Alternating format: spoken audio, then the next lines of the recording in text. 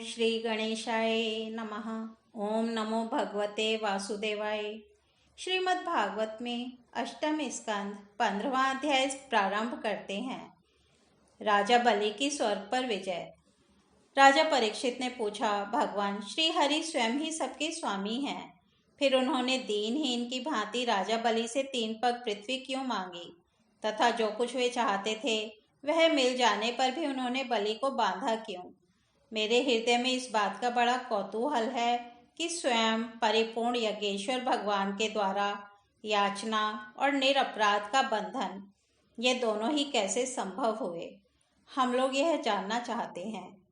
श्री सुखदेव जी ने कहा, परीक्षित, जब इंद्र ने बलि को पराजित करके उनकी संपत्ति छीन ली और उनके प्राण भी ले लिए, तब भृगुनंदन शुक्राचार्य ने उन्हें अपनी संजीवनी विद्या से जीवित कर दिया। इस पर शुक्राचार्य जी के शिष्य महात्मा बलि ने अपना सर्वस्व उनके चरणों पर चढ़ा दिया और वे तन मन से गुरु जी के साथ ही समस्त भृगुवंशी ब्राह्मणों की सेवा करने लगे। इससे प्रभावशाली भृगुवंशी ब्राह्मण उन पर बहुत प्रसन्न हुए। उन्होंने स्वर्ग पर विजय प्राप्त करने की इच्छा वाले बलि का महाअभिषेक की विधि से अभिषेक करके उनसे विश्वजित नाम का यज्ञ कराया। यज्ञ की विधि से हविष्यों के द्वारा जब अग्नि देवता की पूजा की गई, तब यज्ञ कुंड में से सोने की चद्दर से मढ़ा हुआ एक बड़ा सुंदर रथ निकला। फिर इंद्र के घोड़ों जैसे हरे रंग के घोड़े और सिंह के चिन्ह से युक्त रथ पर लगाने की ध्वजा निकली।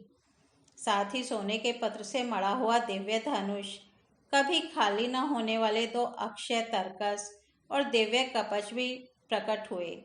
दादा प्रहलाद जी ने उन्हें एक ऐसी माला दी जिसके फूल कभी कुम्हलाते न थे, तथा शुक्राचार्य ने एक शंख दिया।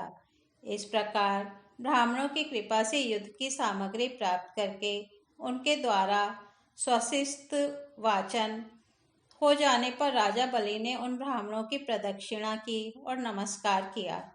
इसके बाद उन्होंने प्रहलाद जी से संभाषण करके उनके चरणों में नमस्कार किया।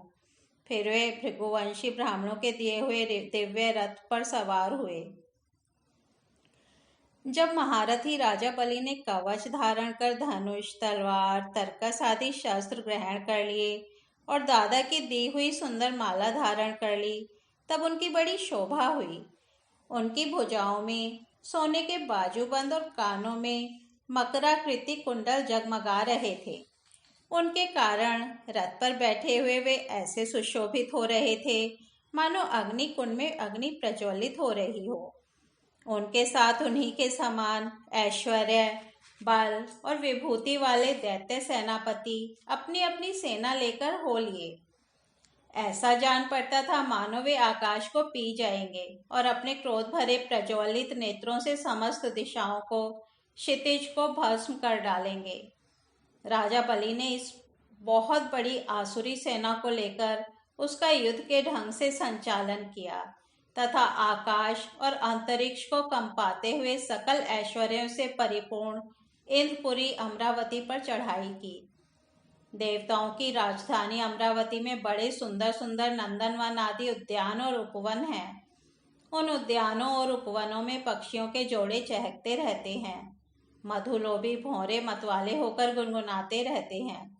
लाल लाल नए नए पत्तों, फलों और पुष्पों से कल्प वृक्षों की शाखाएं लदी रहती हैं।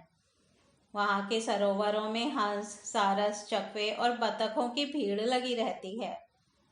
उन्हीं में देवताओं के द्वारा सम्मानित देवांगनाएं जल क्रीड़ा करती रहती हैं। ज्योतिर्मय आकाश गंगा ने खाई की भांति अमरावती को चारों ओर से घेर रखा है। उसके चारों ओर बहुत ऊंचा सोने का परकोटा बना हुआ है, जिसमें स्थान स्थान पर बड़ी बड़ी अटारियां बनी हुई हैं। सोने के किवाड़ द्वार द्वार पर लगे हुए हैं और स्फटिक मणि के गोपुर नगर के बाहरी फाटक हैं। उसमें अलग अलग बड़े बड़े राजमार्ग हैं। स्वयं विश्वकर्मा ने ही उस पुरी का निर्माण किया है। सभा के स्थान, खेल के चबूतरे और रथ चलने के बड़े बड़े मार्गों से वह शोभायमान है।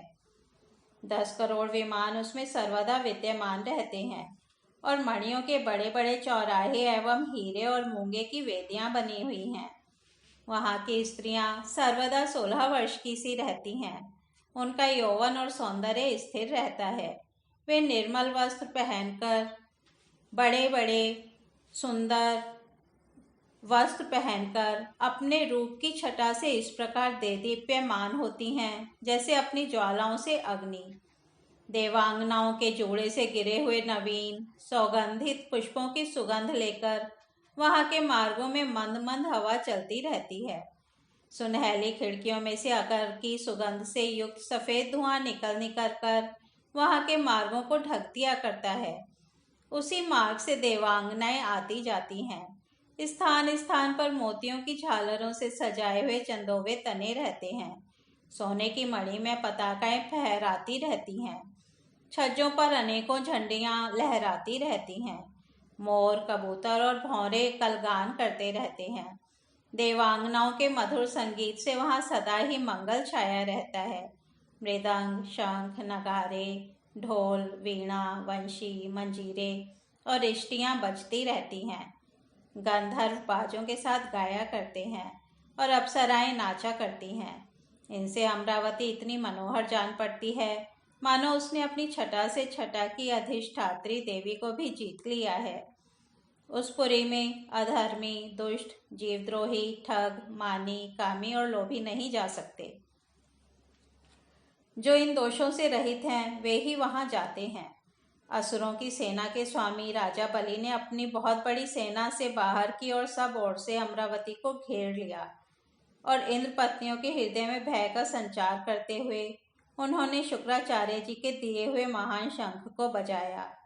उस शंख की ध्वनि सर्वत्र फैल गई। इंद्र ने देखा कि बलि ने युद्ध की बहुत बड़ी तैयारी की है।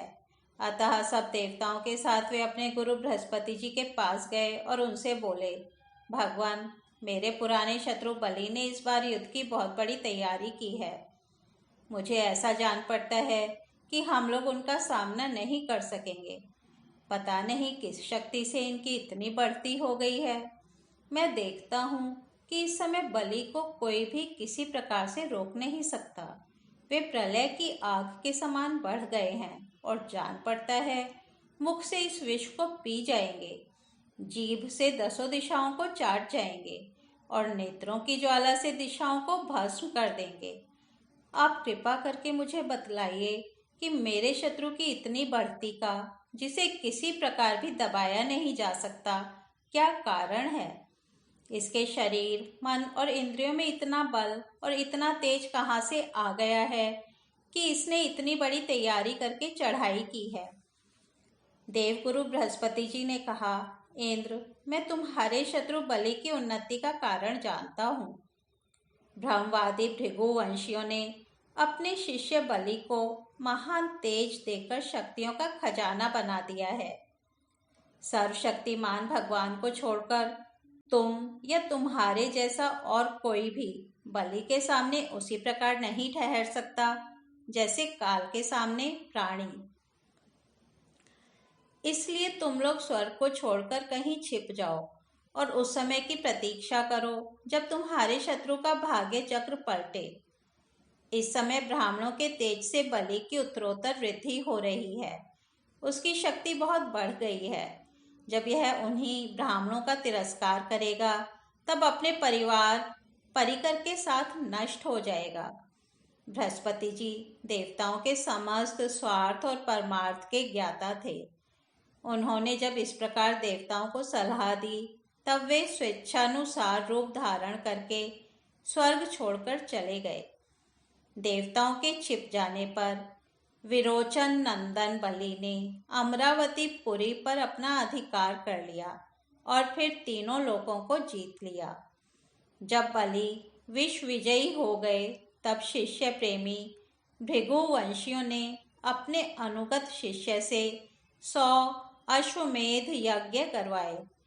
उन यज्ञों के प्रभाव से बलि की कीर्ति कौमुदी तीनों लोकों से बाहर भी 10 दिशाओं में फैल गई और वे नक्षत्रों के राजा चंद्रमा के समान शोभायमान हुए। ब्राह्मण देवताओं की कृपा से प्राप्त समृद्ध राज्य लक्ष्मी का वे बड़ी उदारता से उपभोग करने लगे और अपने को कृतकृत्य ऐसा मानने लगे। इस तरह श्रीमद् भागवत में 15वां अध्याय समाप्त होता है। कल हम 16वां अध्याय कश्यप जी के द्वारा अदिति को पयोव्रत का उपदेश सुनेंगे। तब तक हम यहीं विराम देते हैं। हरि ओम तत्सत।